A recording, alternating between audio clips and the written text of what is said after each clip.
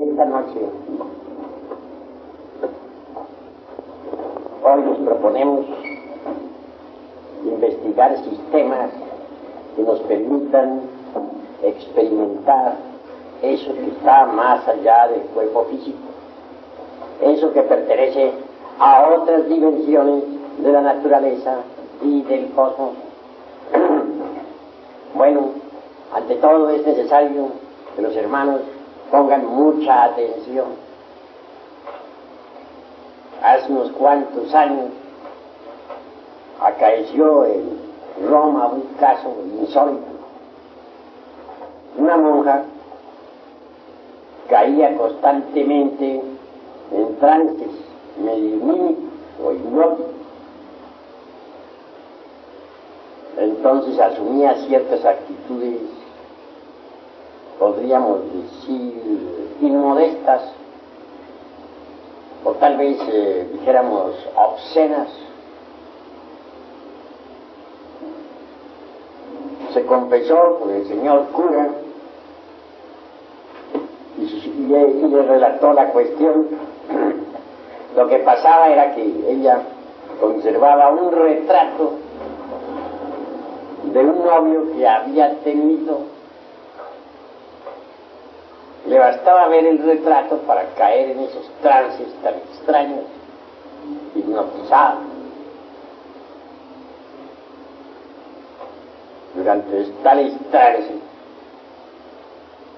estaba pues en la actitud de una mujer que está en la cópula química, metafísica. El cura se interesó por el tal retrato y le dijo que se lo trajese. Ella naturalmente obedeció. Días después el señor cura tenía en sus manos aquella foto. No era una foto como las actuales, pues en aquella época la fotografía en sí misma no existía. Más bien era un retrato pintado a mano por algún retratista. Bien sabemos que en aquellas épocas que la fotografía no existía, los artistas solían pintar retratos de personas o hacer retratos de personas en forma realmente maravillosa.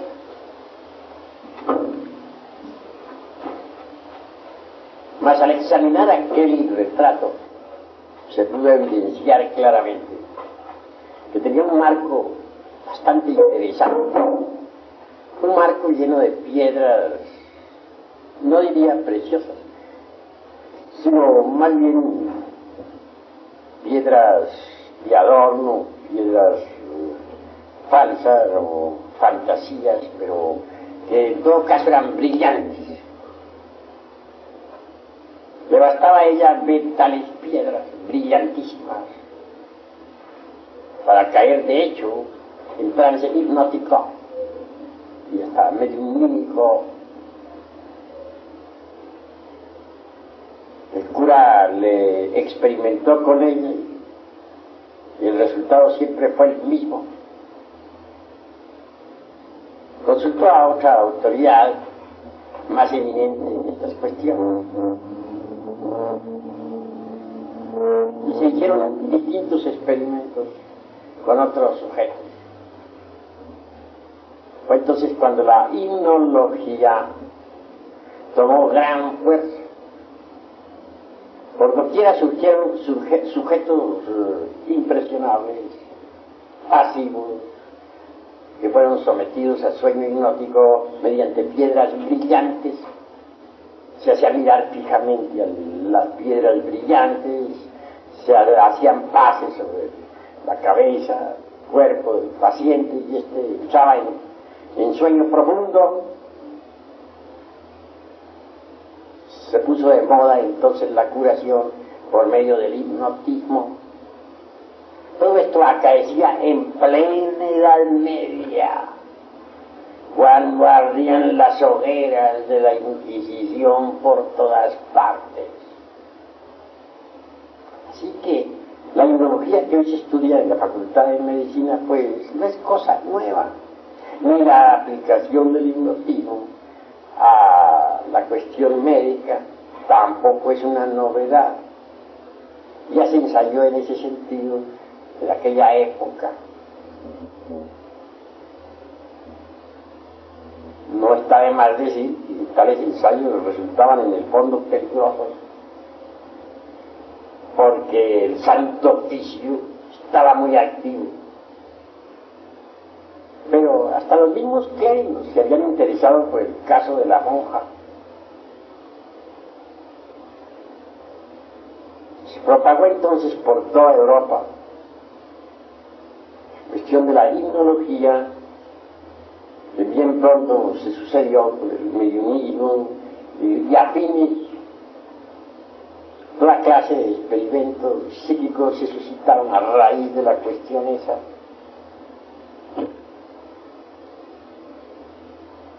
Fue entonces cuando surgieron las más variadas escuelas. Mucho más tarde aparecieron en escena, ya después de algún tiempo, personajes como Richard Charcot, César Lombroso, Camilo Flammarion, etcétera. Eso fue más tarde ya, del tiempo. En cuanto a experimentos, los hubo notables, pero mucho más tarde, como resultado de aquellas inquietudes medievales. No está de más recordar, por ejemplo, los experimentos con Eusapia Paladino de Nápoles. Esa mujer despertó inquietudes en toda Europa. En presencia de ella, por ejemplo, una mesa se levantaba en el aire, violando la ley de gravedad. Claro, vinieron sabios a Nápoles, de toda Europa. Iban ellos con el propósito, decían, de desenmascarar el fraude. Gentes escépticas por naturaleza y materialistas. Aquellos científicos empezaron por examinar el organismo físico de Eusapia Paladino. Se examinó la orina, la sangre, etcétera, etcétera. Para los experimentos se utilizó un laboratorio muy bien equipado. A Eusapia Paladino se le sentó en una silla fija, en el suelo, debidamente asegurada. De lado y lado había un par de postes de hierro. Se le encadenó, como para que no pudiera hacer ningún truco. Se le envolvió el cuerpo con alambres eléctricos. Hasta los dedos de las manos estaban conectados con alambres eléctricos. Cualquier movimientito, por insignificante que fuese, era suficiente como para que sonara un timbre. Así que ella estaba prácticamente controlada.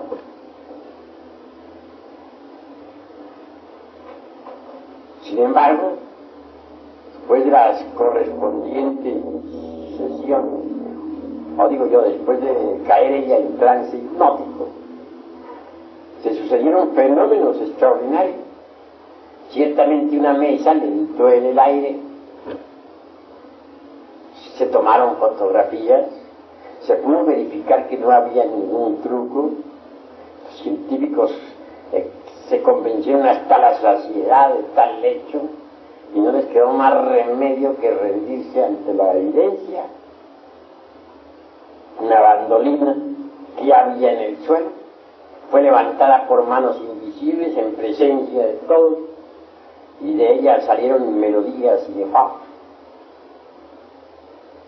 Un aparato de música que estaba metido dentro de una caja de acero herméticamente cerrada y debidamente cargada con electricidad a alta tensión, resonó deliciosamente tocada por manos invisibles. La madre de Botassi, un gran científico que había muerto hacía muchos años, hizo su aparición en pleno laboratorio. La fotografiaron.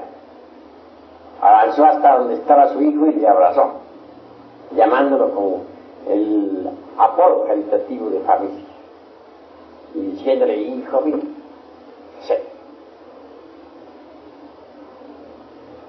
Todo eso fue formidable y no cabía truco ahí. Se tomaron moldes en yeso, de mano, de rostro, etc. Básculas o balanzas debidamente controladas se movieron por sí mismos y marcaron determinados pesos específicos. Manos que podían pasar sobre pedazos fosforescentes de papel, capas de fosforescentes, y eran visibles porque para el experimento se apagaban ciertas luces, se dejaban y permanecía todo controlado. Cualquier sospecha de truco era suficiente para que se encendiera un poco. No cabían trucos. Después de todo, los científicos esos regresaron a sus países de origen perfectamente convencidos. Su escepticismo quedó destrozado, reducido a polvareda cósmica. Fueron formidables tales experimentos. ¿Y qué diremos de los experimentos de William Crookes en California? En esa casa en una casa de Millville, carecieron fenómenos insólitos. Comenzó a llover piedras sin motivo alguno dentro del interior de la casa. Lo curioso es que las piedras salían por una ventana y entraban por otra. Movimientos extraños que no se correspondían en modo alguno a las leyes de la física. Mesas que se levantaban en el aire, sillas que iban y venían flotando en la atmósfera. Cosas extraordinarias. Fue entonces cuando a William Crookes, aquel que descubriera la materia radiante, aquel que la presentara en sus famosos tubos de cristal, le tocara también experimentar. Él notó que todos esos fenómenos se sucedían en presencia de dos señoritas de la casa, las dos señoritas Fox. Arregló entonces también un laboratorio y invitó a todos los científicos del mundo a estudiar el fenómeno, y comenzaron los experimentos. Estas señoritas eran metidas dentro de una cámara debidamente encadenadas para asegurarse de que no iban a hacer ningún truco. Y luego venían los fenómenos. Se materializó entonces Katie King, una mujer muerta hacía muchísimos años. Se hizo visible y tangible en pleno laboratorio y estuvo materializándose durante 3 años seguidos. Las señoritas Fox, en tanto, caían en estado de trance. Se nos ha dicho que para esas materializaciones había que utilizar la fuerza vital de esas señoritas. Cierto fue que se condensaba aquella aparición ante todos los científicos. Se tomaron fotografías por cantidades. 3 años seguidos de materialización de Katie King. A los 3 años se despidió de todos los científicos. Dijo: ya he cumplido mi misión aquí en el mundo físico. Les he demostrado que los difuntos continuamos viviendo en los mundos superiores. A eso he venido y mi misión está cumplida. Se despidió de todos entre lágrimas y sollozos cámaras de fotografía fueron registrando los procesos de desmaterialización de aquella difunta, todavía les dejó materializado un bucle de cabello, como recuerdo. Sabios vinieron, repito, de toda Europa, incrédulos todos en un 100%. Sin embargo, tuvieron que convencerse, porque hechos son hechos y ante los hechos tenemos que rendirnos. Después de aquellos experimentos de Catequín, quedó demostrado físicamente la realidad del más allá. ¿Y qué diremos de aquel medium francés que en estado de trance flotaba en la atmósfera, que flotando en la atmósfera sentado sobre una silla salió por una ventana y entró por otra en un alto piso, que metía el rostro entre carbones y encendidos y no se quemaba, etcétera? Fueron fenómenos de orden popular. ¿Cómo negarlo cuando los científicos los comprobaron?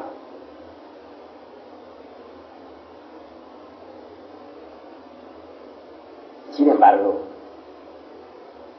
es obvio que esas comprobaciones de tipo psíquico experimental tampoco llevaron a nadie a la iluminación. Nadie se transformó por eso. Lo único que se consiguió fue demostrar la realidad, pues, de las dimensiones superiores de la naturaleza y del cosmos. Pues nadie se transformó por eso. Toda esa serie de sucesos mediúnicos, todos esos experimentos de tipo psíquico, se hicieron populares y como secuencia o corolario aparecieron escuelas de tipo pseudo-esotérico, pseudo-ocultista, medio mediúnicas, medio espiritistas, medio esoteristas, de todo un poco, que se popularizaron.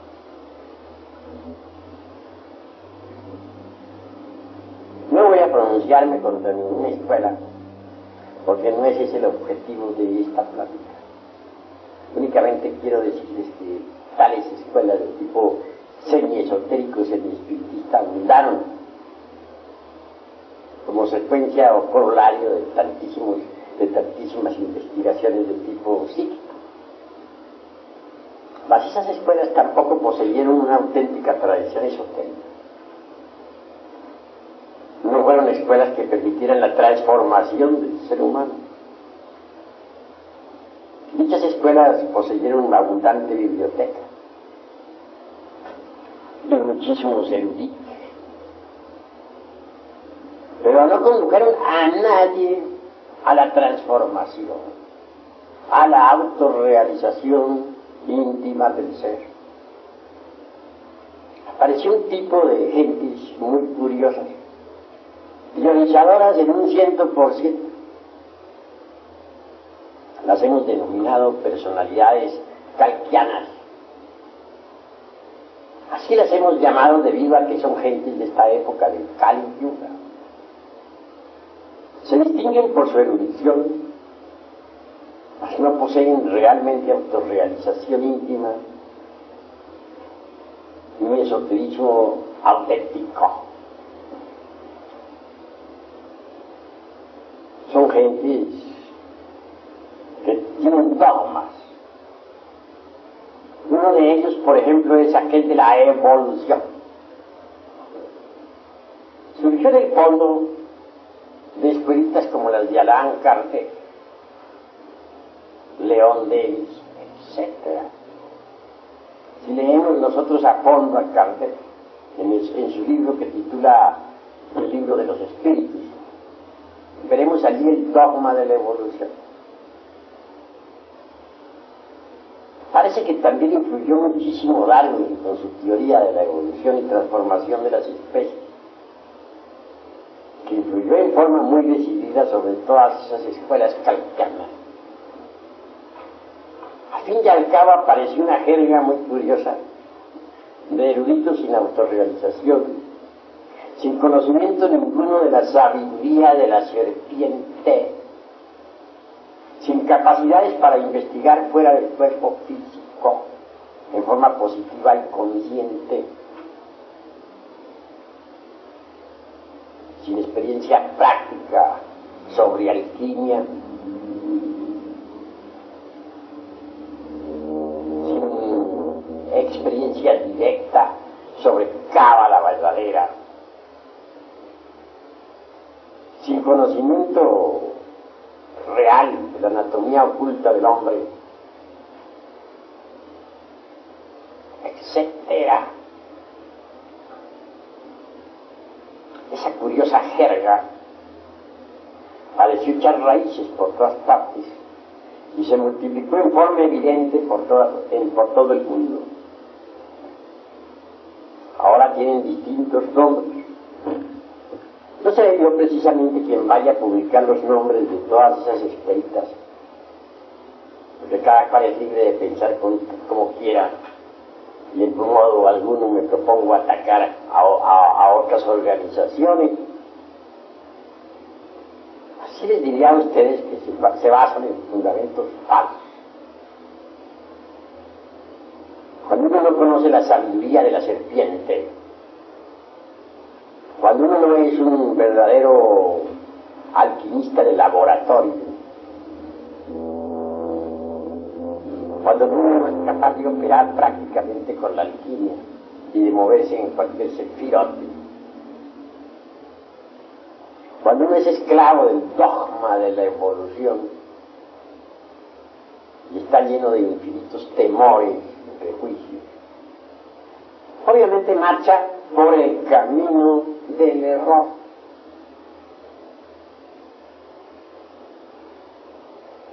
El dogma de la evolución, por ejemplo, es completamente falso. No tiene basamentos sólidos sobre los cuales poder sostenerse. Dice que uno va evolucionando en cada reencarnación, poco a poco, hasta que llegue el momento en que se libera después de millones de existencias. Cuando alguien ha tomado en serio tal teoría, no se preocupa realmente por trabajar sobre sí mismo, porque se dice a sí mismo, pues algún día llegaré, si no llego ahora llegaré dentro de 1.000.000 de vidas. En esas condiciones pierde el tiempo y al fin nos sorprende el hecho de que se agota su ciclo de existencia y no le queda más remedio que ingresar en la involución sumergida de los mundos infiernos. Ha perdido su tiempo. Tales escuelas, entre otras, le infundieron a las gentes temor sobre el Kundalini. Eso es peligroso, eso si se desvía el Kundalini por otro lado, se despiertan las más terribles pasiones, que se vuelve loco. Entonces, ¿para qué le hablan a la gente del Kundalini? Pues mejor sería que no lo citara. A luego decir que es peligroso, pues mejor no le digan nada. Primero le hablan bellezas sobre la Kundalini, que abre todos los chakras, que desarrolla todos los poderes, que lo conduce a uno a la iluminación, etc. Y después le salen con que es peligroso, que mejor no se metan. Mejor, en esas condiciones se va al fracaso. Claro. Primero le dicen una cosa y luego le dicen otra, le dicen que no despierte el Kundalini porque es peligroso. Entonces, ¿para qué se lo mencionan si es peligroso?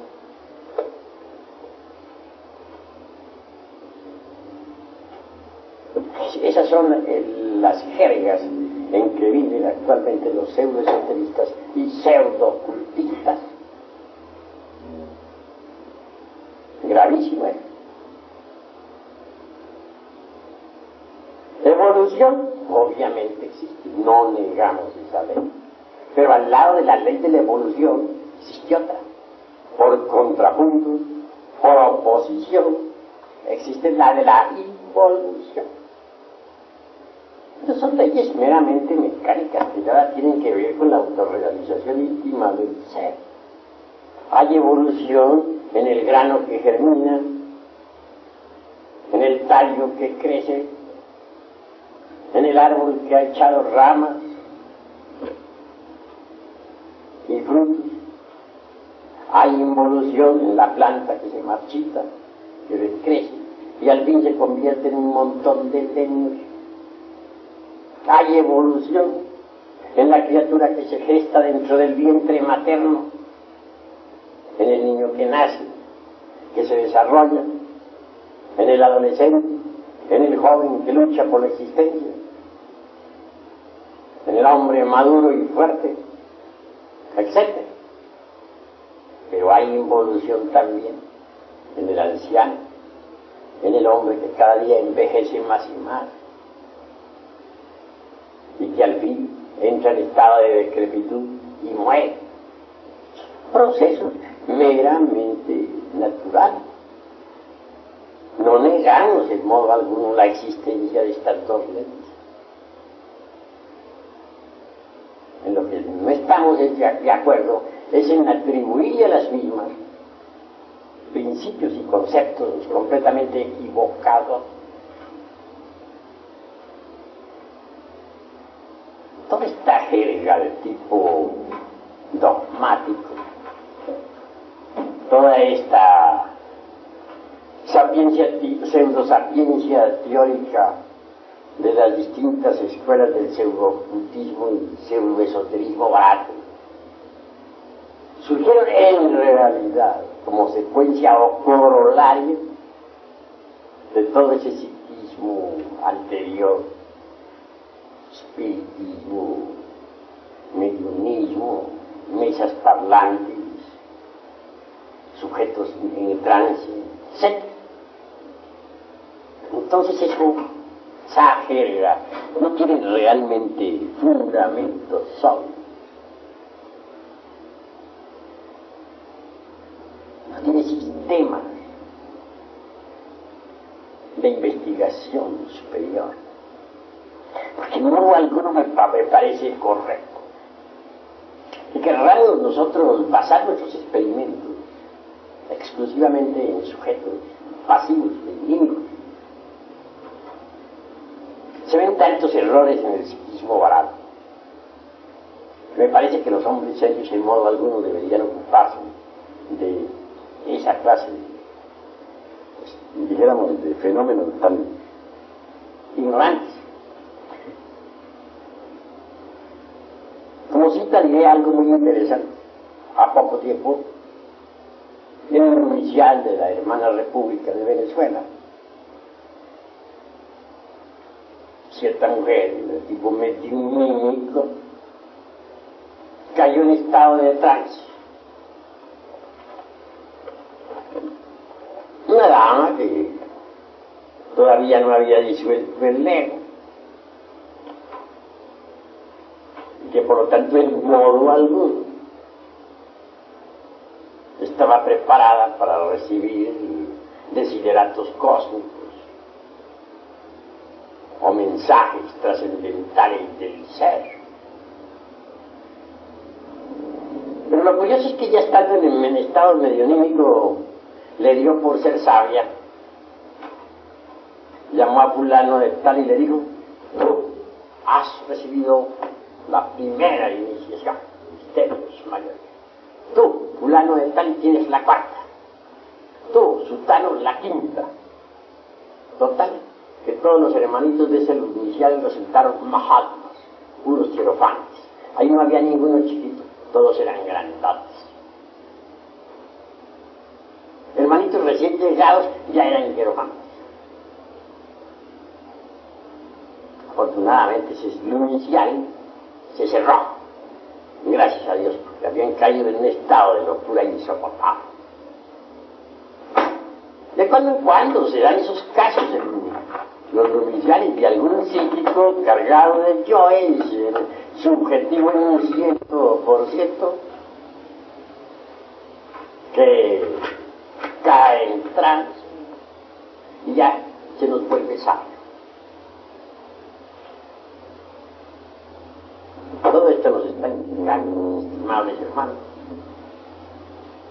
que no es el psiquismo barato, ni el mediumismo, ni los estados incoherentes e imprecisos de una mente desordenada, lo que pueda llevarnos a nosotros realmente a la iluminación. Obviamente no. Existe también la yoga. No quiero pronunciarme contra la yoga, pero sí señalaré algunos peligros. Los hatha yogis, por ejemplo, creen que únicamente a base de puras posturas yógicas es posible la autorrealización íntima del ser. Ese concepto está equivocado. Tampoco quiero irme al otro extremo y decir que alguna gimnasia hatha yogina sea inútil. No, hay ciertas gimnasias hatha yoginas que pueden ser útiles para la salud, para el cuerpo físico. Pero en modo no podrían conducirnos a la liberación final.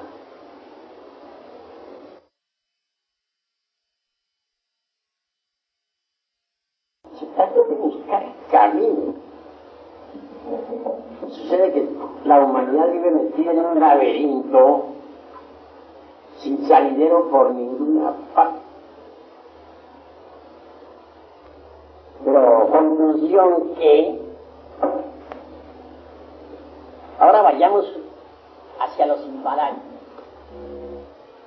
En el Tíbet hay multitud de anacoretas que se encierran en cavernas de por vida. Sus gurús les han enseñado diversas técnicas de la meditación. Algunos se han convertido en atletas, otros creen ya estar liberados, etc. Hay quienes se alimentan con puras ortigas, hierbas que encuentran alrededor de su caverna, queriendo así convertirse en Dios. Cada cual es libre de pensar como quiera, pero a mí me gusta aclararme usted. No negamos que algunos de esos anacoretas han conseguido hacerse verdaderos atletas de la meditación, en ese estado de éxtasis. Suele suceder que la esencia del yogín se desembotelle, se escape del ego. Y en ausencia del ego, la esencia puede sumergirse entre el vacío iluminado. Aquí hay ausencia de hombres y de Dios, pero se escuchan las palabras del Eterno. Sumergidos tales santos en meditación profunda, experimentan eso que no es del tiempo. Eso, y es la verdad. Más pasado el éxtasis, el chamat, retornan otra vez como el genio de Aladino a la botella. Se meten entre el ego para continuar con sus penitencias. Un día de esos tantos puede que se escapen en un Mahasamadhi, se desencarnen. La esencia está acostumbrada ya por disciplina y capaz de salirse del ego.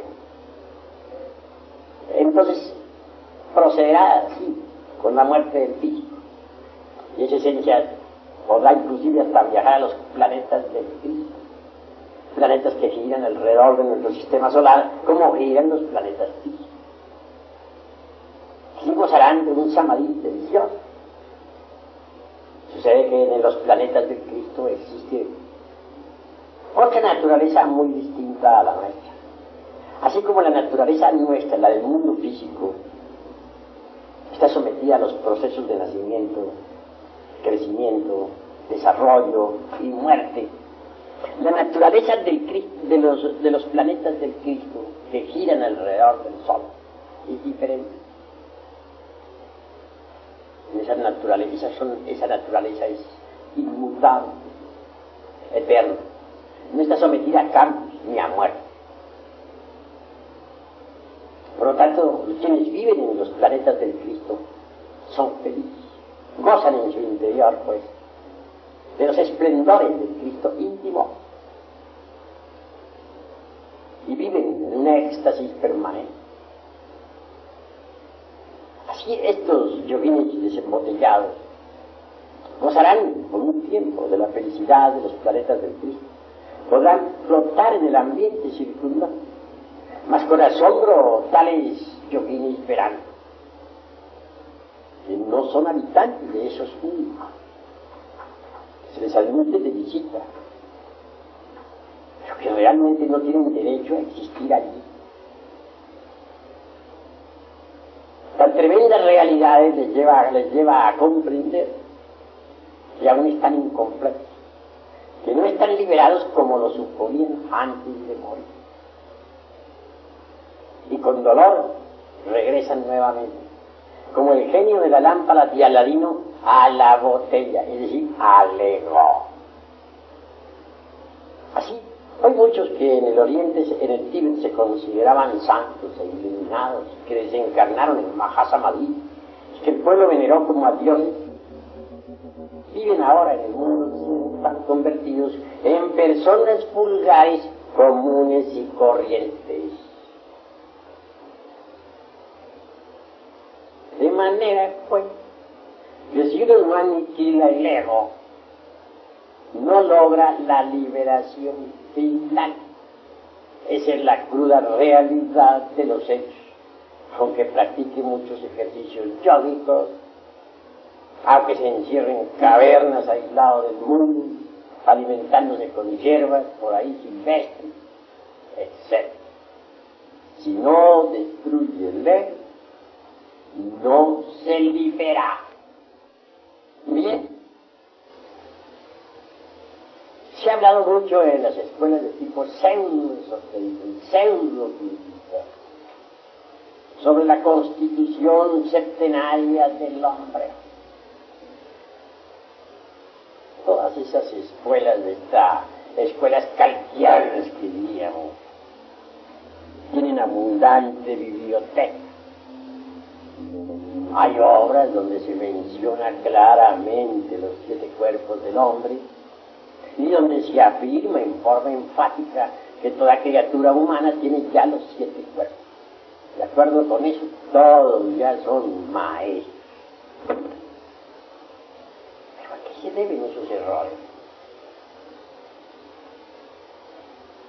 Pues a erróneas interpretaciones sobre la cultura oriental. Si hubieran interpretado mejor las cosas, no habrían metido la pata como la han metido. En realidad, de verdad, el ser humano, el humanoide intelectual, para hablar más claro, únicamente posee el cuerpo planetario. ¿Qué se entiende por cuerpo planetario? El cuerpo físico. También tiene ese vehículo su asiento vital orgánico. Ese asiento vital es lo que llamarían los hindustanes el lingam sharira, es decir, el cuerpo vital. Pero cuerpo vital y cuerpo físico son lo mismo, son un solo cuerpo. Porque llamado cuerpo vital o doble etérico, para usar esta vez los términos de las gentes de esta edad kalkiana, no es más que la parte superior del cuerpo físico. Esto es, el cuerpo físico es tetradimensional, tiene 4 dimensiones. Cuarta, vertical, está formada por el cuerpo vital, o lingam sharira. Pero dejando a un lado esta cuestión del cuerpo planetario con su asiento vital orgánico, ¿qué es lo que tiene el humanoide? Lo único que en realidad tiene adentro es un montón de diablos. Sea un poco duro decir esto, pero es la verdad. Aquellos que hayan destruido el ego, que por lo tanto gocen de la verdadera conciencia despierta, podrán verificar por sí mismos lo que estoy en estos instantes afirmando. Hay algo digno, sí, en el humanoide, no lo negamos, la esencia, o el budata, como dicen los orientales, hablando a la luz del seno, del chakra. Esa esencia está desgraciadamente enfrascada entre los diversos elementos inhumanos que en nuestro interior cargamos. De manera que esos elementos inhumanos son en realidad de verdad un montón de diablos, los demonios rojos de Set,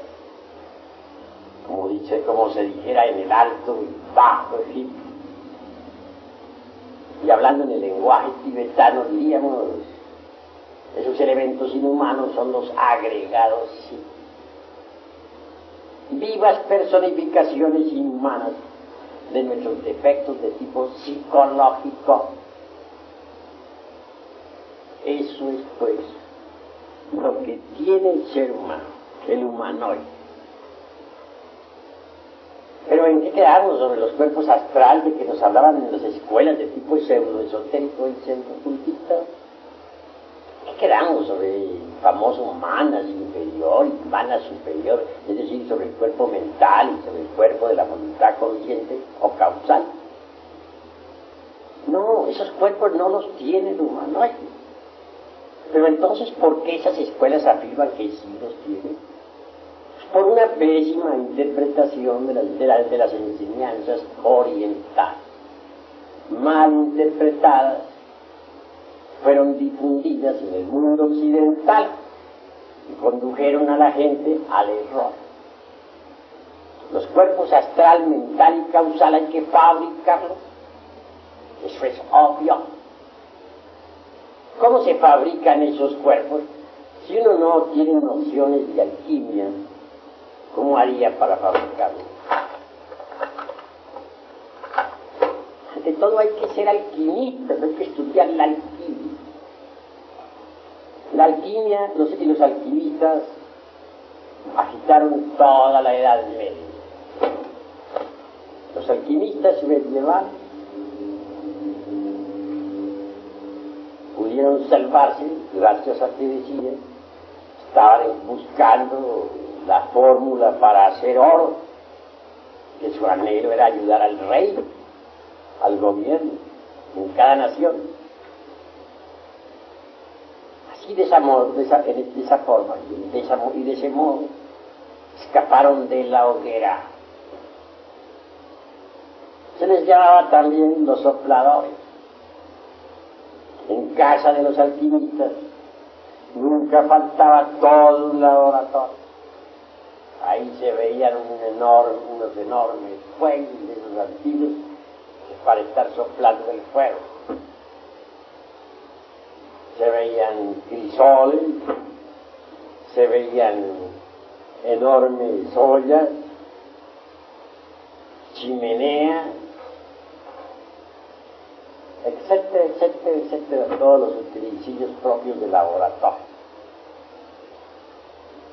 Cuando alguien visitaba la casa, sabía que se encontraba en presencia de un alquimista. Algunos hasta podían fabricar jabones también como para disimular la cosa, pero por lo común, todos esos artefactos y utensilios del laboratorio no eran más que el símbolo viviente del cuerpo de doctrina. Se había tomado la alquimia de Egipto, la trajeron a Europa los árabes y la aceptaron muchísimos monjes medievales, eminentes maestros, etc. Ahí tenemos, como para citar algunos personajes, al abate Tritemo, un monje benedictino, alquimista. Fue el maestro nada menos que de Paracelso, otro gran médico y alquimista, que logró la transmutación del plomo en oro y y que también consiguió la piedra filosofal y el elixir de la larga vida. Paracelso aún vive todavía. Personalmente yo le conozco. Quienes crean que Paracelso murió están muy equivocados. Y en cuanto al doctor Juan Pfaff, médico encantador y mago, que viajara en su caballo desde Praga hasta Varsovia, que asombrara a todo el mundo en aquella época, transmutó el plomo enorme y aún existe. El único que sí no logró mayores triunfos de entre los tres discípulos del abate Teitel fue Cornelio Agricola.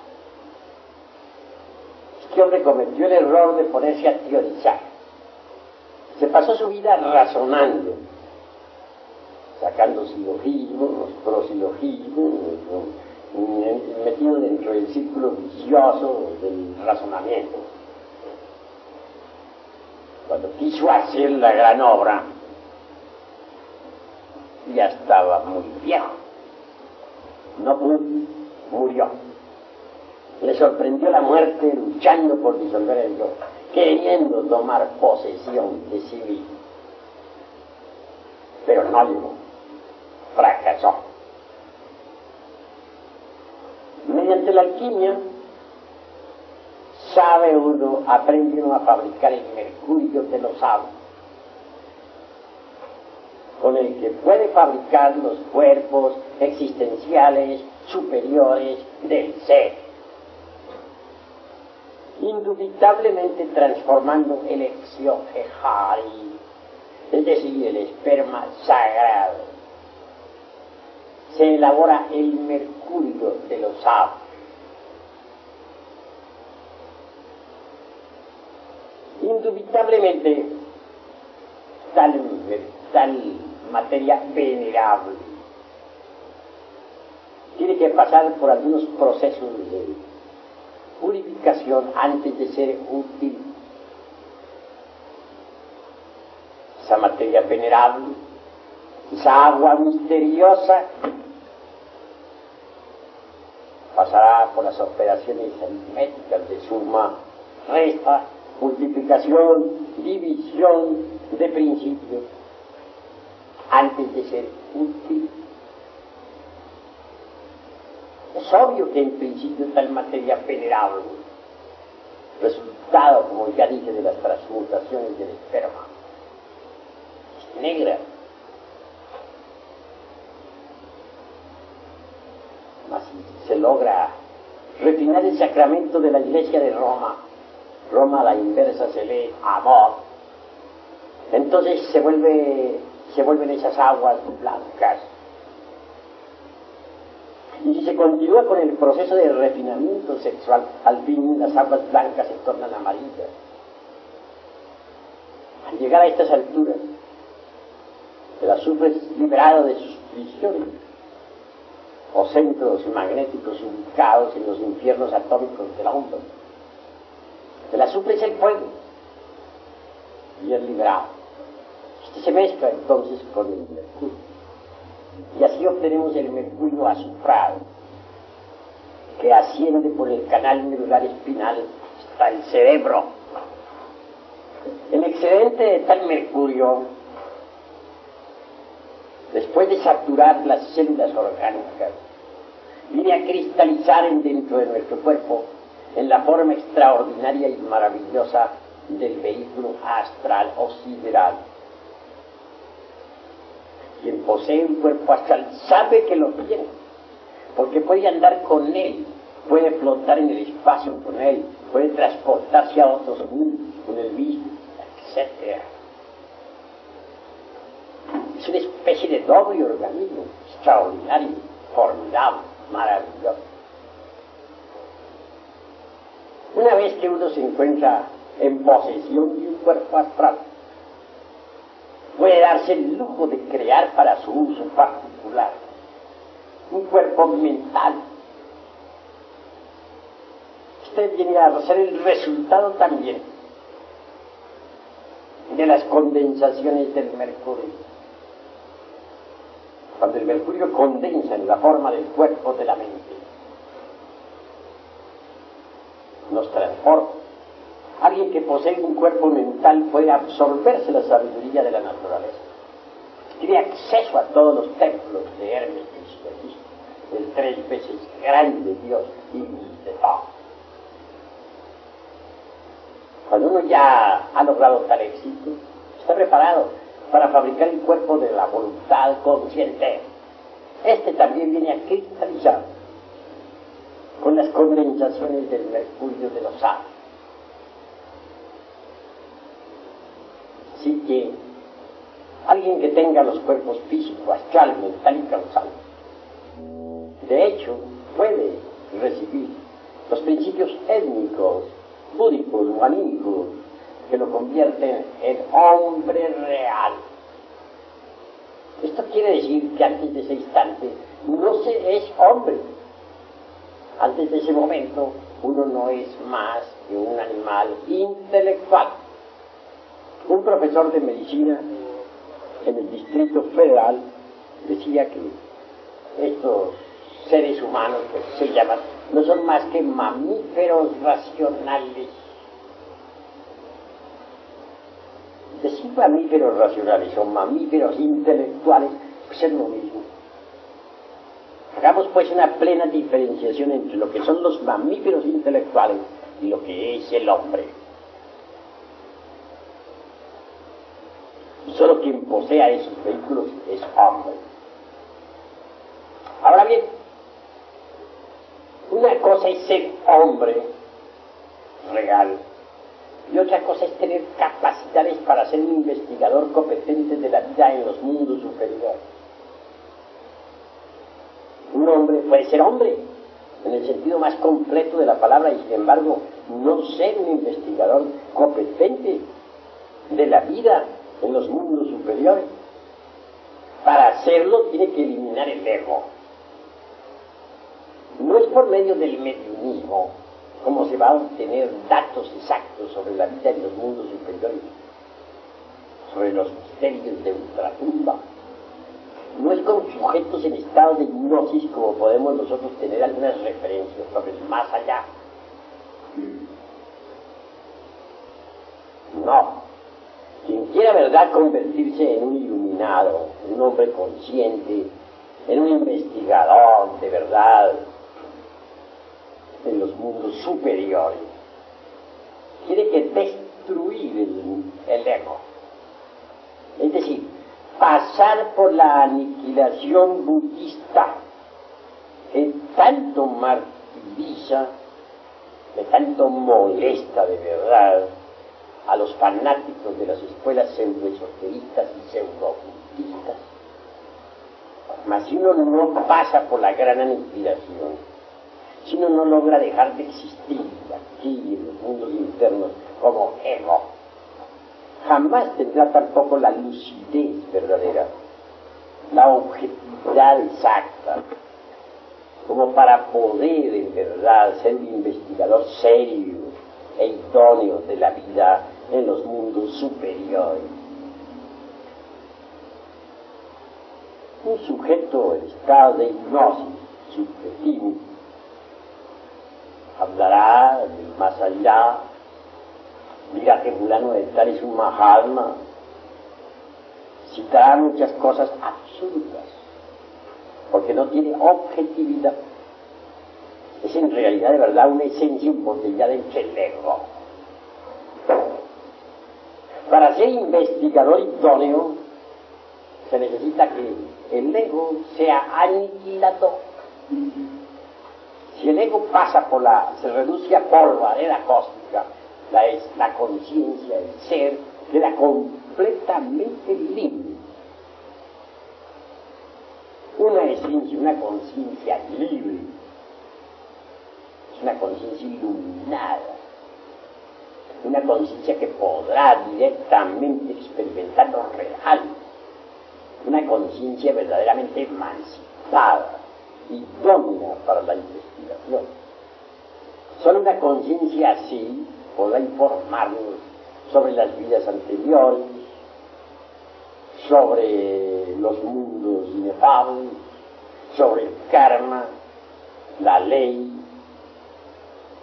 sobre las leyes de evolución, involución, sobre los mundos infiernos, etcétera.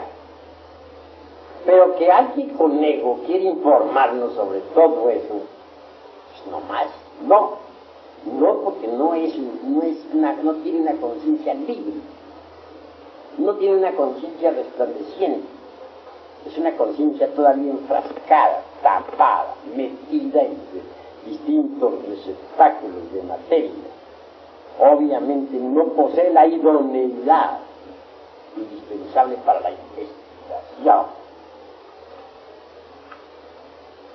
Así, mis queridos amigos, nosotros nos proponemos en esta institución darles a ustedes las enseñanzas exactas que les permita pasar por la gran aniquilación para que se conviertan en verdaderos investigadores competentes de la vida en los mundos superiores.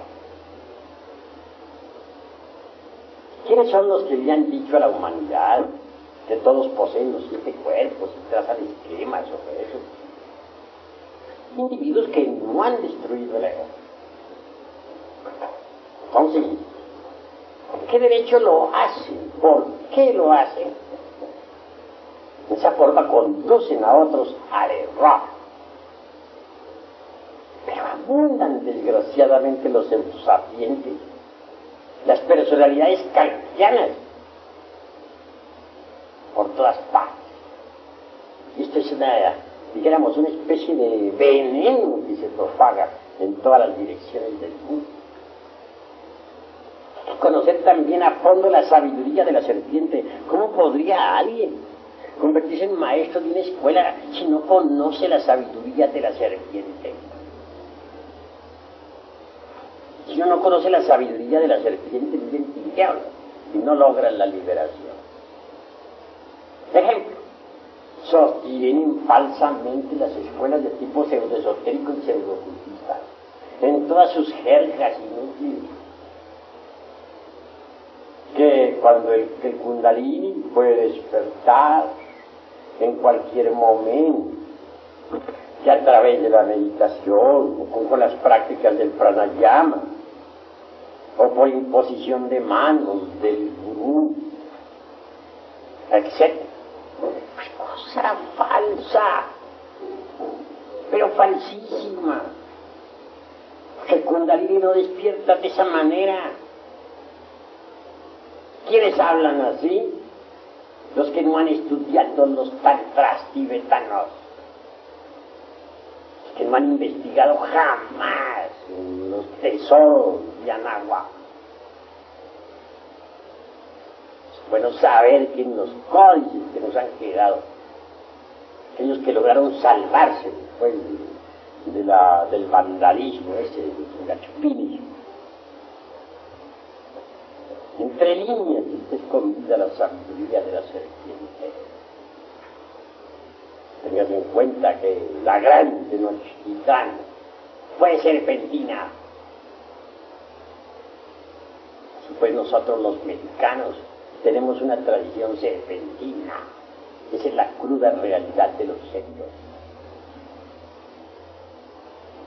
Hay quienes dicen que en la India hay tesoros extraordinarios, no lo negamos, pero en la India secreta. Sin embargo, aquí sí que en México se habla más claro.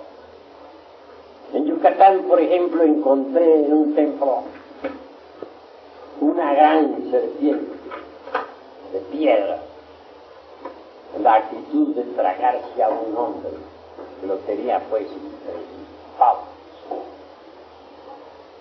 Si ven ustedes cuidadosamente el Chalambalán de Chumaquén, podrán evidenciar por sí mismos la cruda realidad de que necesitamos ser tragados por la serpiente. Así pues, no bastaría despertar el Kundalini. Hay necesidad de ser tragados por la serpiente. Si es que queremos gozar de los poderes de la serpiente. No es con simple imposición de manos o con pranayama como va a despertar la culebra. No, señor. Despierta con los principios tántricos del tipo, con las enseñanzas secretas de Yamagua, con el esoterismo crístico de la Pistisofía, el gran secreto de los misterios del Leus, con el artificio de los activistas medievales. La clave es muy sencilla: conexión del Lingam Yoni, sin eyaculación jamás, y del En Sem durante toda la vida. Es obvio que si no se llega jamás al orgasmo ese fisiológico señalado por la medicina, al espacio, así se dice en el varón. En otro sentido, si se evita derramar el vaso de Hermes Trismegisto, ese esperma sagrado, esas secreciones sexuales, se transmutan en energía. Y esa energía es el mercurio de los sabios. En los patios empedrados de los antiguos habitantes de la gran Tenochtitlan, hombres y mujeres permanecían durante meses enteros amando y trabajando en la forja de los cíclopes para despertar la serpiente ígnea de nuestros mágicos poderes. Pero, repito, no bastaría levantar la serpiente ígnea por el canal medular espinal, como piensan muchos yogines. A gozar de los poderes de la culebra, de la serpiente, tendrá que ser tragado por la serpiente. Pero la serpiente no come inmundicia, no traga nada inmundo. Cuando la serpiente se traga a un hombre, es porque éste ya ha eliminado hasta la última partícula del ego.